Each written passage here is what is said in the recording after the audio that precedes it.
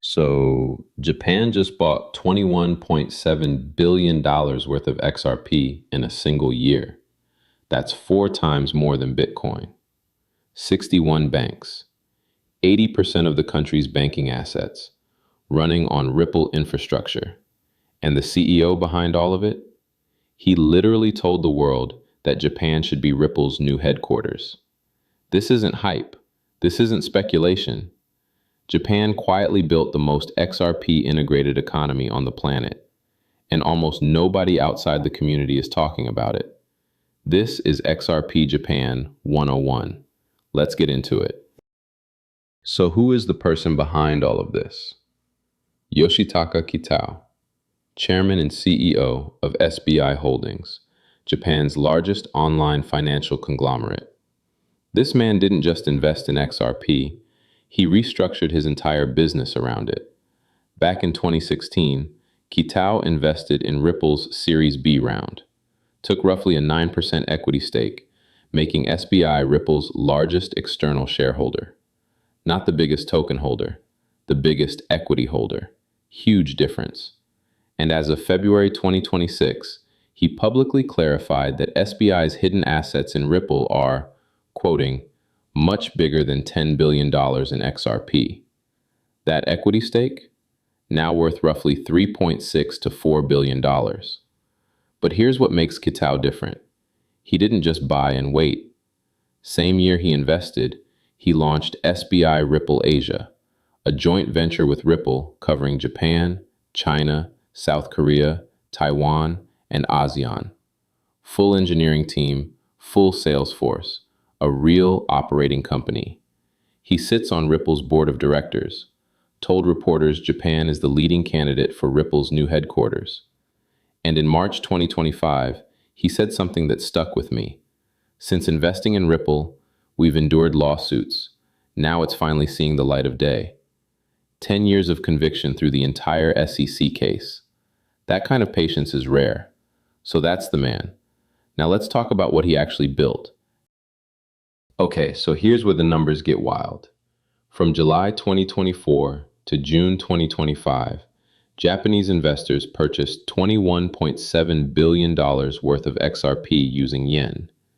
Bitcoin, $4.7 billion. XRP outsold Bitcoin in Japan 4 to 1. And it's not just retail. Kitao built an entire banking infrastructure on Ripple. The Japan Bank Consortium, 61 member banks covering over 80% of all banking assets. They use Ripple's technology for interbank settlement. Then SBI Remit, Japan to the Philippines, one of Asia's largest remittance corridors, traditionally 24 to 72 hours.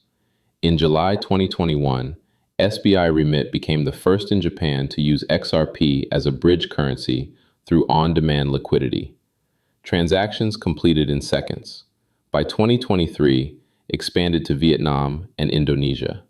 Then MoneyTap, a Ripple-powered app for instant domestic payments, bank account and phone number, biometric authentication, 24/7 settlement, no ATM fees. And here's what most people miss. Japan's FSA explicitly confirmed in January 2021 that XRP is not a security. While the US was fighting the SEC lawsuit, Japan never flinched, never delisted XRP. Not a single exchange pulled it. That regulatory clarity is the foundation everything else was built on. So here's where the story gets more complex, because it's not just SBI driving this. The Japanese government itself built the policy infrastructure to make all of this possible. The LDP, Japan's ruling party, created a dedicated Web3 project team.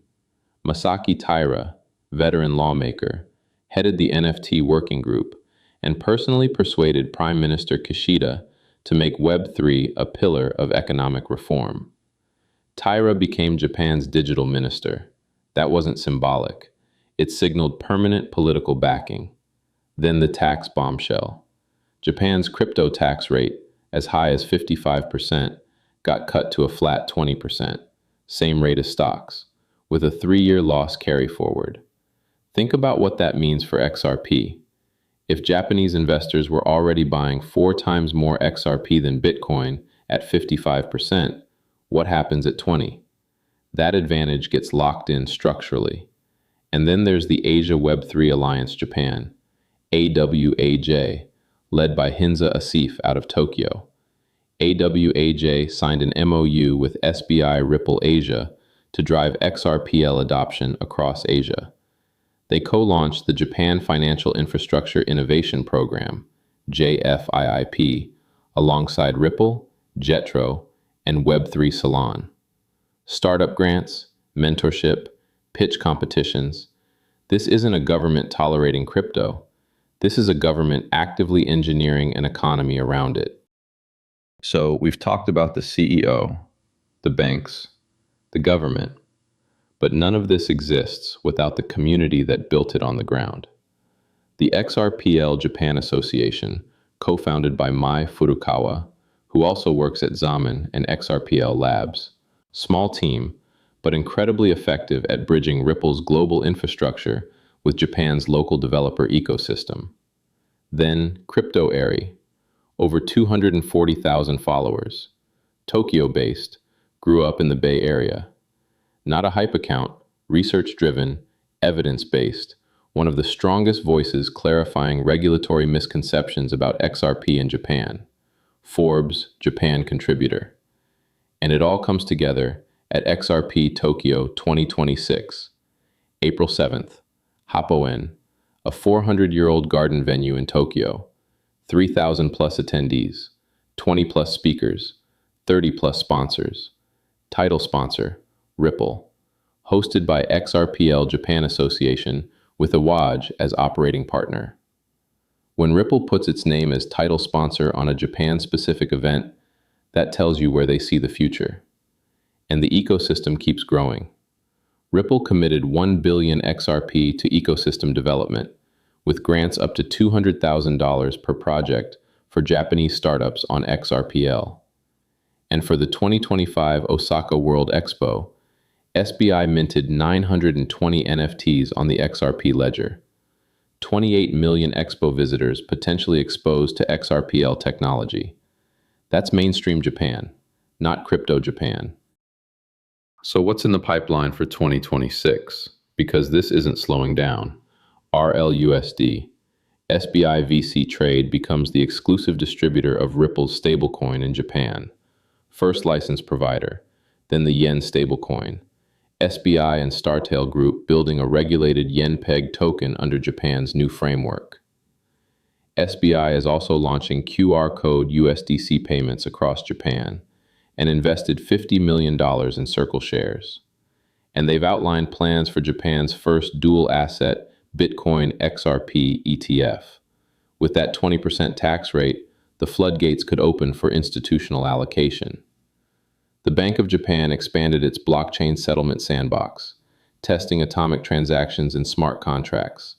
No confirmed XRPL selection yet, but with SBI and Ripple this embedded, the XRP ledger is very much in the conversation. And look, I actually participated in something related to this. The JFIIP program we mentioned, I built an MVP called Veil, a privacy payment solution for transferring XRP and USDC using zero-knowledge proofs, bridging XRP over to the XRP EVM sidechain. That experience showed me firsthand how seriously Japan takes financial innovation on XRPL.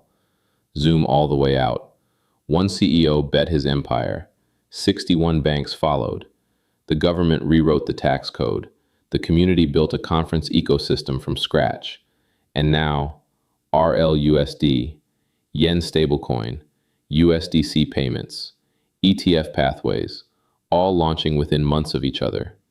Japan didn't just adopt XRP. Japan wrote the playbook for how a country integrates a digital asset into its financial system, and every other country is watching. So let's bring it all together. One CEO, Yoshitaka Kitao, spent a decade building Japan's financial infrastructure around XRP. 61 banks, a $21 billion annual inflow, a government that cut taxes from 55 to 20% and made Web3 a national priority, a community that's hosting 3,000 people at XRP Tokyo next week, and a pipeline, RLUSD, Yen stablecoin, USDC payments, ETF pathways, all launching this year. Japan didn't just adopt XRP, Japan showed the world what full stack integration looks like. If this helped you understand what Japan has built around XRP, drop a like and subscribe. Tell me in the comments, did you know Japan was this deep? What surprised you most? I read every single comment.